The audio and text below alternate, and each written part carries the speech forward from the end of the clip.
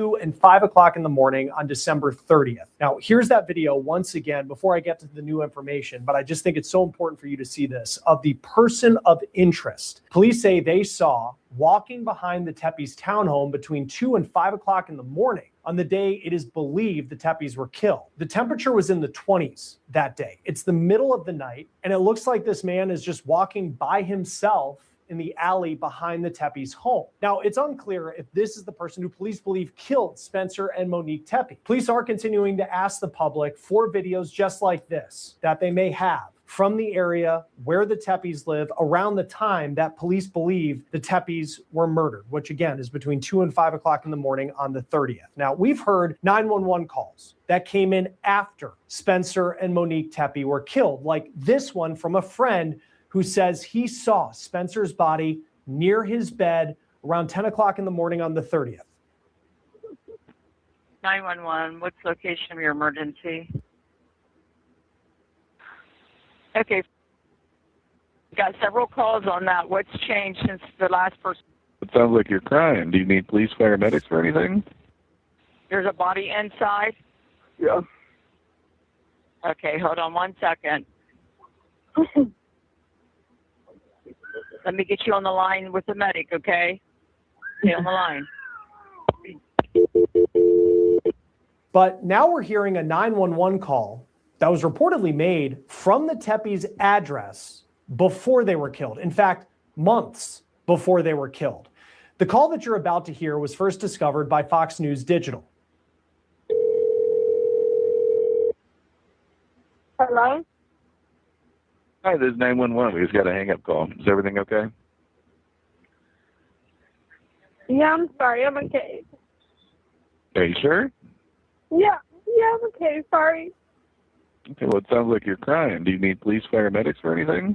No, I'm okay. I promise. I'm just emotional. Now, the call was made on April 15th at 2:45 in the morning. April 15th was a Tuesday. The family of Spencer Tepe is giving some context, though, on who you're hearing in this phone call and the circumstances surrounding it. And I'll tell you that here in just a moment. But I want you to hear the rest of this call that was released by Fox News Digital. Okay. I don't need nothing. Well, can I ask what had you call 911 in the first place? Like, were you having an argument with somebody? Me and my man got into it, but I'm okay, I promise. Did anything ever get physical? No. You guys were just arguing, nobody hit each other? Yes. Okay. All right, ma'am. Well, I have the information here. I can go ahead and tell the officers to cancel heading over to your address there. Yes. If anything changes, call us back. Okay. Now, the woman you hear on the phone, of course, very emotional, and she says that, quote, she and her man got into it. You do notice some decent pauses there after the dispatcher asked the girl if she is okay, but based on this conversation, they decide to cancel sending over police units to the house. Now, the family of Spencer Tepe is saying that the girl that you hear there, that is not Monique Tepe. And they're also providing some context as to what was going on at the Tepe house, really not just that night, but early in the morning, this 2:45 phone call on a Tuesday in April. Now, we'll have that for you here in just a moment. But as we continue to follow that development and look at whether it has anything to do with what happened to Spencer Tepe and his wife on the 30th, here's what we know about the. All right. So the family is saying that that was not her on the phone, but very interesting because who is calling from her house at 2:45, which is within the same time they were murdered here last week. Was they're saying anywhere between 2 and 5 in the morning is when they were murdered. So here we got a month, 2 months before this, someone is calling in between them hours and they're crying and they say they got into it with their man. Well, now you gotta go ahead and look to see if they were even home when that call was occurred, if they weren't out on vacation or out or whatever, then you also have to look at family, because if the family is saying, well, that's not Monique, well, then who is it? Someone else was in that house. It had to be someone close they know, a family member. All these people are suspect.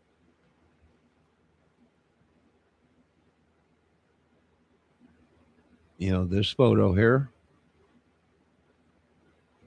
they're all suspect. Now, there's Monique, but you got other people around here, guys and everything. There's Spencer, whatever his name is, with Monique.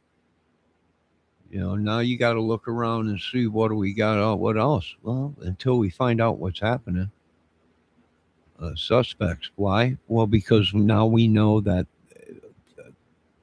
police have been contacted before from that residence, and they knew that there was arguing going on probably before the murders. I wonder if they ever been called there before that, or were they there before, or got any calls at that time of night other than what we're hearing now. Providing some context as to what was going on at the Tepe house, really not just that night, but early in the morning, this 2:45 phone call on a Tuesday in April. Now, we'll have that for you here in just a moment. But as we continue. Yo, Spencer, I didn't see, or Vincent, I didn't see you come in. What did he say? Debbie Fox is actually the man. What? How dare you, sir? To follow that development and look at whether it has anything to do with what happened to Spencer Tepe and his wife on the 30th. Here's what we know about the search for a suspect at this point. Now, again, Spencer and Monique Tepe, it seems like they were just so loved by so many people. This is their wedding video from 2021. It's, of course, gone viral, and it shows them on their wedding day. It appears that they are on the steps of the home where they were found dead on December 30th. It's a townhome. Looks like it was built fairly recently with a couple others next to it in an area of Columbus, Ohio. Now, the couple had 2 children, and the children are 4 and 1 years old. That absolutely just hits you in the heart every time you say it, every time you think about these kids, because even though they were unharmed, they were in that home when all of this happened, and they were there when police eventually got into the house on the 30th and made a terrible discovery. Those kids are now with family members. Again, they're. She kind of looks like Carly Simon. She kind of looks like Carly Simon. I don't know if you folks know who she is, but she's a great singer.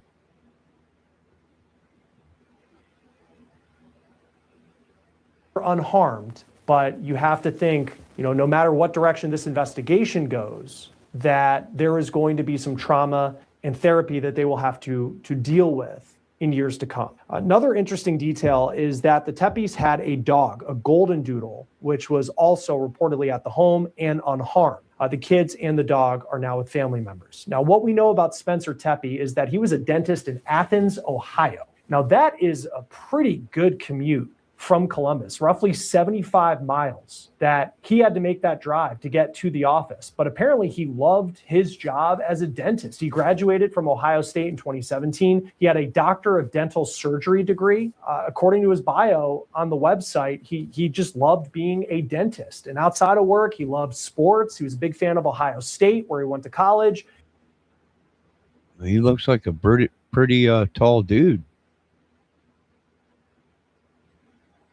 And also was a fan of the Cincinnati Bengals. He grew up in the Cincinnati area, loved playing golf, loved traveling, and he loved spending time with his family. Now, Spencer was married to Monique Tepe, who also is a graduate of Ohio State. Now, what we know about her is that professionally she had a background in early education. Also, the Columbus Dispatch has put out there that she was married to a fellow Ohio State student, not Spencer. She was married in 2015, but they divorced in 2017. They didn't have children. The Dispatch also says that the divorce was settled amicably. Now, Monique was known as Mo to her friends. She was an avid baker. She had this background in education. And Spencer and Monique, they were coming up on being married 5 years. They were married on January 30th, 2021 in Columbus. And again, in that video, you see them in the home where they were found dead. Their wedding video was shot by a family member, Rob Misla, who has now become a spokesperson for the family. He gave us permission.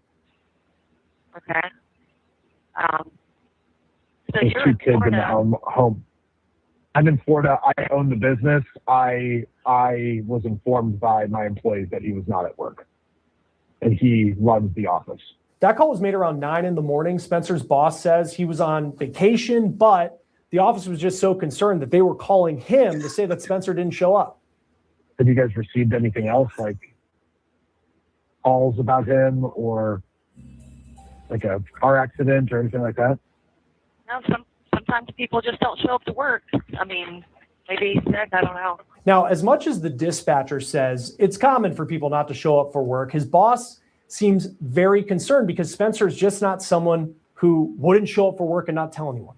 I just know that he is the most, like, he is always on time, and he would contact us if there was any issues whatsoever. And I just don't know how else to say this. Like, we're very, very concerned because this is very out of character. And we can't get in touch with his wife, which is probably the more concerning thing. About 20 minutes later at 9:22, an officer arrived at Spencer and Monique's house, but no one was there to answer the door, so the officer left. Now, concerned friends of the Teppes then went to the couple's house, and they said that they could hear the Teppes children inside the home. This is around 10 o'clock in the morning. Okay, what's the emergency there? Police or medical? Maybe both, I guess. I don't know. I'm kind of It looks doing like the we already wellness. had a call out there. They knocked on the front door and back door multiple times, and there was no answer. Yeah, no answer. I can hear kids inside, and I swear I think I heard one yell, but we can't get in. Well, that ain't good for the police. Police go out there, bang on the door. They say no one answered. How do these people hear kids, but the police don't hear kids? They're ringing the bell, banging on the doors, front and back. No one answers, but they don't hear any kids inside. But these people show up after the police show up there and leave. These people show up soon after and hear kids inside. One yelling, and that's very interesting. Point, I don't know if I need to break the door in or just get in the house or what. So. Okay, and then when was the last time somebody spoke to him? Like yesterday, I suppose. Yesterday? Okay. Yeah. How old is he? 37. 37, okay. Is he like a drug user or anything like that? No. Okay. All right. Just because that's a really young age. Yeah, I understand. Okay. All right, we're on our way. Dispatch was kind of upset because they've already had 7 calls from that property that morning. So if people are showing up there and they continue to call the police, and the police are telling the people that are calling, yes, we know, we're sending people out there. They hang up the phone and someone else from there calls the police. That's right outside the door, saying, we're here outside the door and, we're worried about this. And then they hang up the phone and someone else calls, so when someone's doing this 7-8 times, it's probably aggravating to the dispatcher, when the dispatcher keeps telling these people, we know we're on our way. So yeah, I can understand that. I mean, I probably would be like, listen, you called here 5 times. We're on our way. I don't know. That might be why, Miss ATS News. I don't know. Or something ain't right. Kind of fishy that the woman dispatcher said, well, sometimes people just don't show up to work. Don't know what to tell you. That's what she said. Very fishy. What do we got? What are we dealing with here? Is this something within the family or something outside the family? very fishy. Police having attitudes and stuff, and no, I don't know. You might be onto something there, Miss ATS. Now, the concerned friend says that they saw Spencer's body inside the home. Car saying they can hear kids inside. Thought he heard one of them yelling.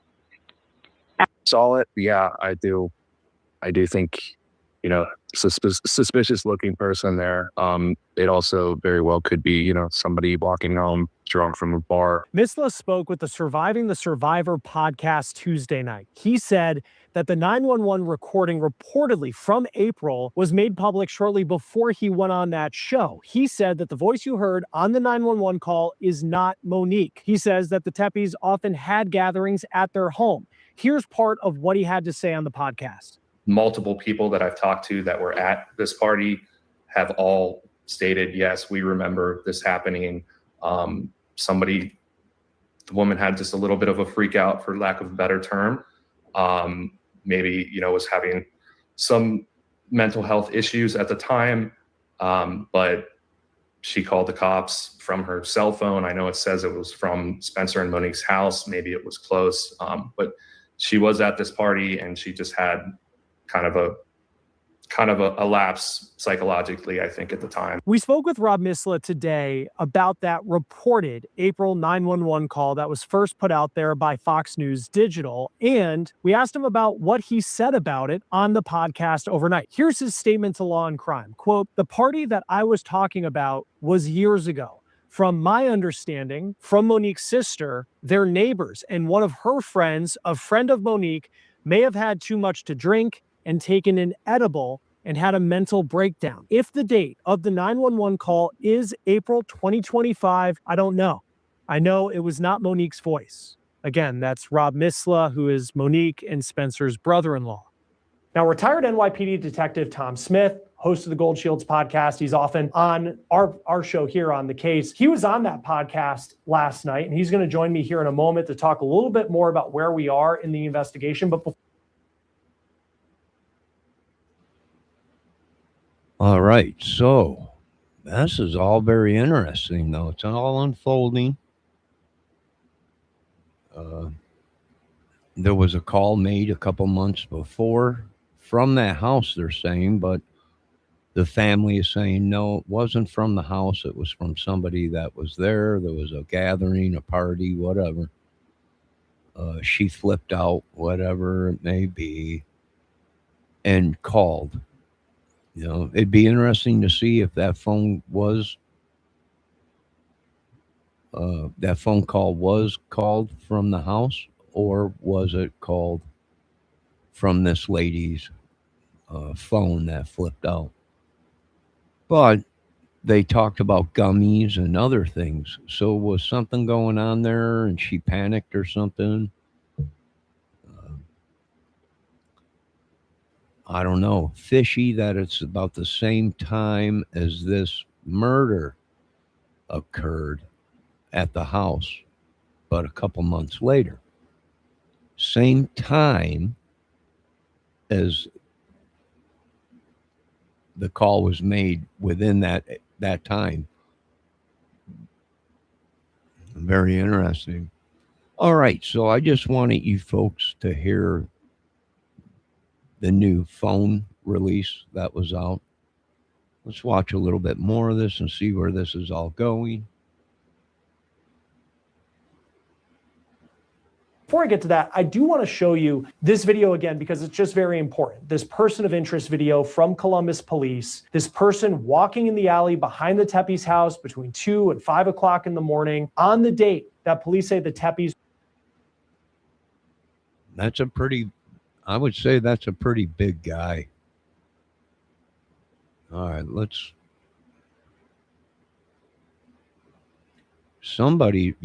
they had to know who it was. That's why there was no force entry or anything like that. So this person was there before. I'm looking for something here real quick.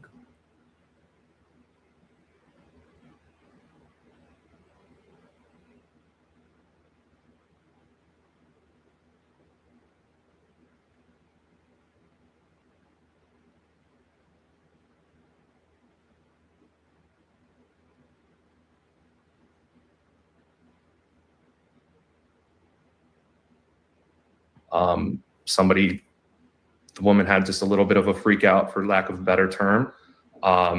Maybe, was having some mental health issues at the time.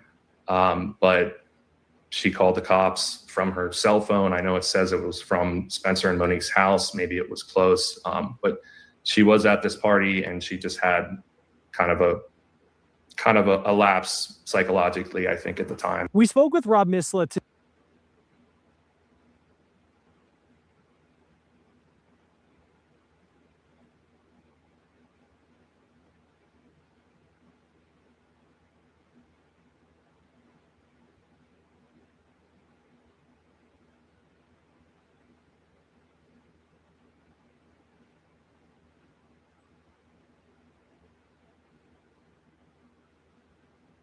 All right, let's take a look at some heights here.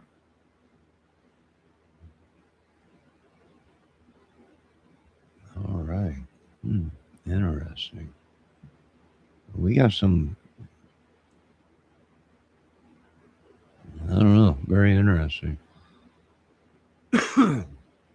All right, folks, I just wanted you to know that there was a call made before the murders, a couple months before, but the brother-in-law is saying that was from